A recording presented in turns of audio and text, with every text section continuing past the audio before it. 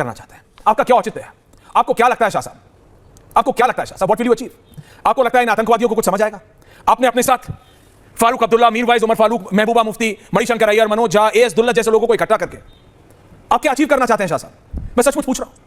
आपको लगता है पाकिस्तान आतंकवाद बंद कर देगा? आपने लिखा है अपना, and I am reading it from your letter, resume structure dialogue, Pakistan से बात करो, पॉइंट नंबर 1। आप कहते हैं reconnect people and families. Sir, Jammu Kashmir और दिल्ली के बीच में तो आज तक कश्मीरी पंडितों का रिकनेक्शन हुआ हो नहीं पाया। आज तक मैंने ये नहीं देखा कि आपने कभी एक चिट्ठी लिखी हो शाह साहब कश्मीरी पंडितों के लिए।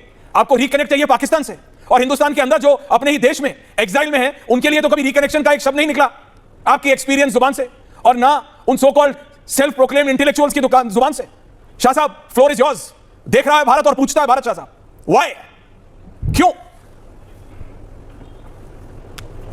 कितनी देर बोलना है मुझे?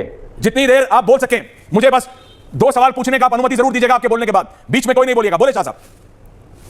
बिग 3 विंडो का पहली बार मैंने किसी प्रोग्राम में भाग लिया है जिसमें बिना जाने बिना समझे ऐसे कमेंट्स लोगों के ऊपर पास कर दिए हैं। आप समझाइए सर। जो नॉर्मली भारतीय संस्कृति और सभ्यता में उचित नहीं समझे जाते हैं।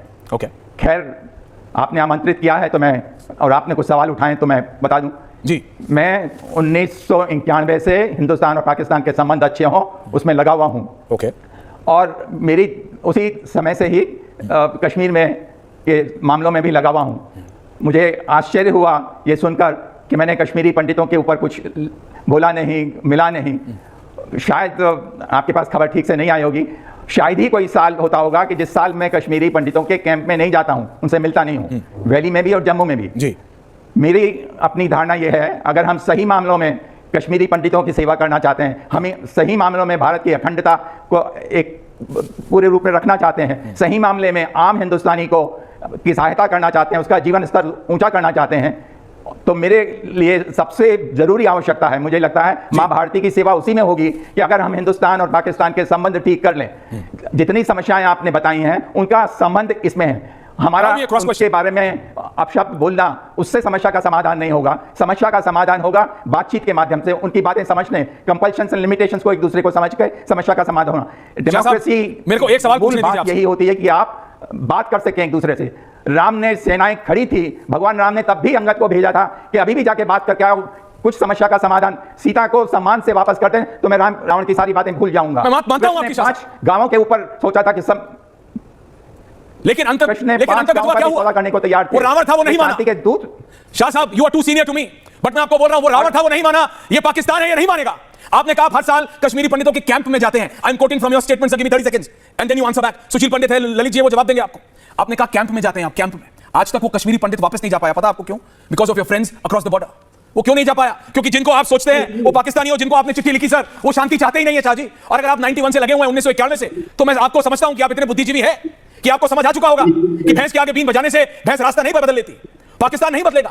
पाकिस्तान का नाम ऐसे ही पाकिस्तान एक आतंकिस्तान नहीं है। There is a reason why they are called a terror state. There is a reason why Osama bin Laden was found there. There is a reason why every terror organization on the face of this earth has a landmark or a footfall in Pakistan, sir. ये आपको पता है। लेकिन उस सब के बावजूद क्या आप प्लीज खराब मत बनिएगा, लेकिन मेरा ये पूछना कर्तव्य है, do you want to be in limelight? Why have you done this? आपको पता है इसका कुछ औचित्य निकलेगा नहीं। Why? So why? मुझे नहीं पता है, मेरे को ये नहीं पता है कि इसका कोई औचित्य नहीं निकलेगा। मुझे लगता है कि अगर किसी सही मामले में अगर मैं किसी का भला कर पाऊंगा तो इसे बातचीत के माध्यम से ही कर पाऊंगा। और मैं सरकार में नहीं हूं, एक समाज का साधारण व्यक्ति हूं, तो मैं सेवा अगर करना चाहता हूं तो इसी तरह से वो सेवा हो सकती है। कहने पे करते हैं मेरे मन में मेरा मन कहता है और मैं इस काम में लगा हूं, और बहुत से लोगों को मैं कांटेक्ट करता हूं और इस काम में वो आते हैं, मुझे अपनी चेष्टा करते हैं। सफल असफल वो एक अलग बात है, और अपनी चेष्टा पूरी उसी तरफ ले जाऊंगा। मैं कभी घृणा की बात नहीं करूंगा, मैं कभी असत्य की बात नहीं करूंगा, मैं समाज में जहर नहीं कभी घोलूंगा, मैं प्रेम भाईचारा बढ़ाने की चेष्टा करूंगा। हिंदुस्तान और पाकिस्तान के संबंध अच्छे हो जाएं, हिंदू और मुसलमानों के संबंध अच्छे हो जाएं, इसकी चेष्टा करूंगा। भगवान मुझे शक्ति दे कि इस काम और ईमानदारी से करूंगा। मैं भी कहता हूं, दे आपको शक्ति, भगवान बिल्कुल आपको शक्ति दे। लेकिन शाह साहब, आपने कहा मुझे नहीं पता, मुझे नहीं पता कि चिट्ठी लिखने से सुशील पंडित जी, ललित अंबरदार जी, उन्होंने कहा मुझे नहीं पता कुछ होगा। बट आप इतने नाइव नहीं हैं, आप एक बच्चे नहीं, आप एक इतने बुजुर्ग व्यक्ति हैं, आपको इतना एक्सपीरियंस है, आपको पता है कि ये चिट्ठी लिखने से क्या हो रहा है, आपको पता है ये चिट्ठी लिखने से क्या होगा। आपको यह अगर नहीं पता कि इस चिट्ठी लिखने से कुछ नहीं होगा, तो क्या आप ऐसे ही पाकिस्तान के प्रधानमंत्री और भारत के प्रधानमंत्री को चिट्ठी लिख देंगे? क्या फारूक अब्दुल्ला से लेकर महबूबा मुफ्ती तक ऐसे ही आपकी चिट्ठी पे साइन कर देंगी कि अगर आप ऐसे ही हैं? क्या भारत के farmer raw chief as Dulat ऐसे ही साइन कर देंगे? क्या वो हुमायूं कबीर, जिसको कांग्रेस कहती थी कि ये बीजेपी का आदमी है पश्चिम बंगाल में, जहां पे आप टीएमसी, जहां पे आप भी रहने वाले हैं, जहां भी आप भी रहने वाले हैं वहां के, वो हुमायूं कबीर साइन करता है, और वहीं पाकिस्तान का खुर्शीद महमूद कसूरी भी साइन कर देता है, अशरफ जहांगीर काजी भी साइन कर देता है। इसका मतलब आपकी कुछ तो गुडविल होगी पाकिस्तान में, मतलब इसका मतलब आपका कुछ तो इनरोड होगा पाकिस्तान में।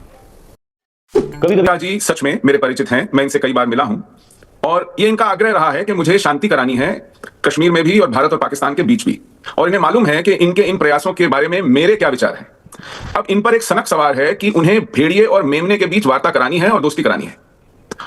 चाहे परिस्थितियां कैसी भी हों, आपके अनुभव कैसे भी हों, उनका व्यवहार कैसा भी हो, उनकी घोषणाएं कैसी भी हों, और इस सब के परिणाम कुछ भी हों, लेकिन यह सनक है तो है।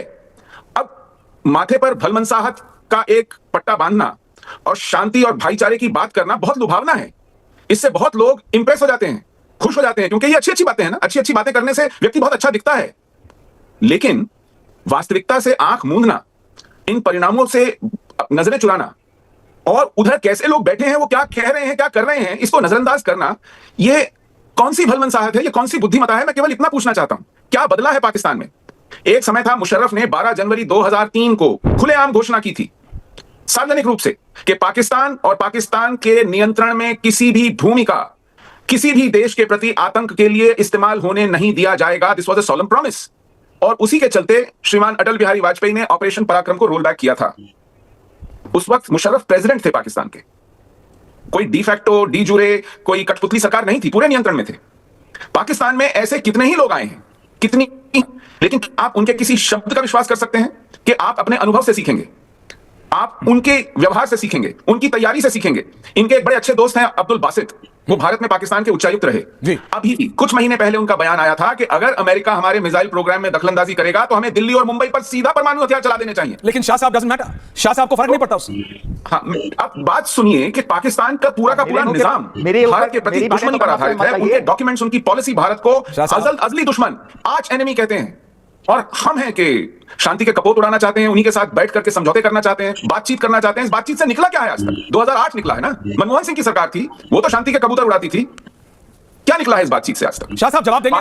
पाकिस्तान केवल लातों के भूत हैं, रूबी जी बातों से नहीं मानते हैं। शाह साहब, सुशील पंडित जी का कहना है, और यही पूरे भारत का कहना है, ये लातों के भूत है पाकिस्तानी, ये प्यार से नहीं मानेंगे, बातों से नहीं मानेंगे। Abdul Basit wanted to bomb Delhi sir, bomb Delhi for no rhyme and reason. सब जो आपने सारे भारत की बात कहने का अपने ऊपर जिम्मेवारी ले ली, तो ठीक है, आप सारे भारत की बात समझ लिए, वो है। मैं आप उस विचारधारा का नहीं हूं, मुझे नहीं लगता कि सारा भारत आपकी बात सोच रहा है, लेकिन आप ऐसा बिलीव करना चाहते हैं, करिए।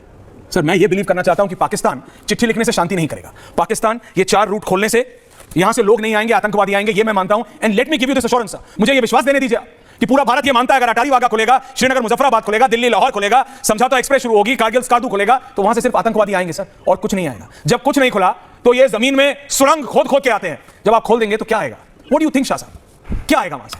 सफेद झंडे लेके पैगाम लेके आएंगे, आपको लगता है कराची बेकरी के बिस्किट आएंगे? क्या आएगा वहां से? आपने अपने कंक्लूजन्स निकाल लिए हैं, मैं उनसे सहमत नहीं हूं। ओके, पर आप जो 91 से ये कर रहे हैं, आपका क्या कंक्लूजन है सर? 91 से 2026 एक बहुत लंबा समय होता है, आपका क्या कंक्लूजन है?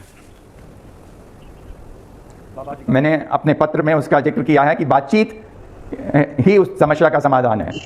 रोहित, तुम युवाओं की चेतना जगाने की बात करते हो, आबिद मीर मगामी, इफ्तिकार मिसगर और विवेक श्रीवास्तव हैं, इनकी चेतना नहीं जगाते कभी। कहां हो भाई, तुम गलत जगह चेतना जगा रहे हो। कैन आई हैव विवेक श्रीवास्तव, इफ्तिकार मिसगर और आबिद मीर मगामी? इनको समझाओ ना।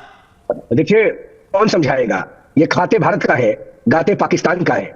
भारत के गरीबों के लिए आंदोलन नहीं करते हैं, पाकिस्तान, अफगानिस्तान और बांग्लादेश में समस्या हो जाए तो उसके लिए आंदोलन पर बैठ जाते हैं। ये मार्क्सवादी, लेनिनवादी लोग हैं, इनको राम राज्य से और भारत की महतारी की प्रतिष्ठा से क्या मतलब है? यह हुर्रियत कॉन्फ्रेंस के फारूक के लिए और गिलानी के लिए रेड कारपेट बिछाकर गुलाबों की माला और गुलाब की पंखुड़ियों से उनके स्वागत करने वाले लोग हैं। अब ये सब नहीं चलेगा। खाना हिंदुस्तान का, गाना हिंदुस्तान का। देश ने इसे रिजेक्ट कर दिया, कम्युनिस्ट को। इफ्तिकार मिसगर आपको सब कुछ लिखता है, चिट्ठी लिखने से शांति हो जाएगी? विवेक जी आ रहा हूं, विवेक जी कमिंग टू यू। ऐश्वर्या, मुझे 30 सेकंड मुझे दे दीजिएगा बोलने के लिए। बोलिए, 45 दूंगा साहब, बोलिए। मैं ये मेरा सिंपल सा है, या तो शांति होनी चाहिए या तो जंग होना चाहिए। अभी किसी साहब ने मनमोहन सिंह का नाम ले लिया। 14 साल से मोदी सरकार है, हमने भी चाहा कि पाकिस्तान पे वार हो, आजाद, जिसको वो बोलते हैं आजाद कश्मीर और हम बोलते हैं पाकिस्तान ऑक्युपाइड कश्मीर, उसको कैप्चर किया जाए। या तो वो करो या तो वो पीछे जो बोल रहा है वो करो, दो में से कोई चीज तो करो।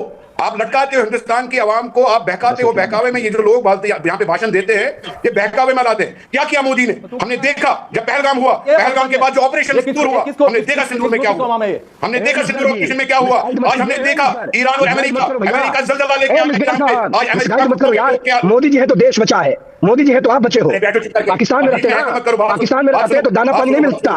मोदी जी के पैर धोने के जाकर इस्तेमाल करो। नरेंद्र मोदी ने देश बचाया, कहीं के कोई जंग is not a solution, war is not a solution, if at all there is any solution that is तो आतंकवाद की सॉल्यूशन नहीं है।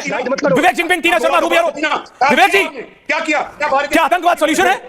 आप इतनी आ रहा हूं विवेक जी, ये बात चिट्ठी लिखने से पाकिस्तान आतंकवाद बंद कर देगा? आरएसएस से पूछा गया, ये मैं आपसे पूछ रहा हूं, मैं बोल रहा हूं, आरएसएस से अभी पूछा गया, हाँ बोलिए। आरएसएस से अभी पूछा गया, हाँ आरएसएस से अभी पूछा गया कि आप इंटरैक्टिव डिप्लोमेसी अगर कर रहे हैं, राम माधव जी लोगों से मिल रहे हैं, तो आरएसएस का स्टैंड क्या है? और जी हाँ, तो एक लास्ट की वीडियो, अगर वीडियो पसंद आई है तो वीडियो को लाइक करें। अगर आप इंडियन रिएक्शन देखना पसंद करते हैं तो हमारे चैनल को सब्सक्राइब करें। मिलते हैं नेक्स्ट वीडियो में, तब तक के लिए अल्लाह हाफिज़।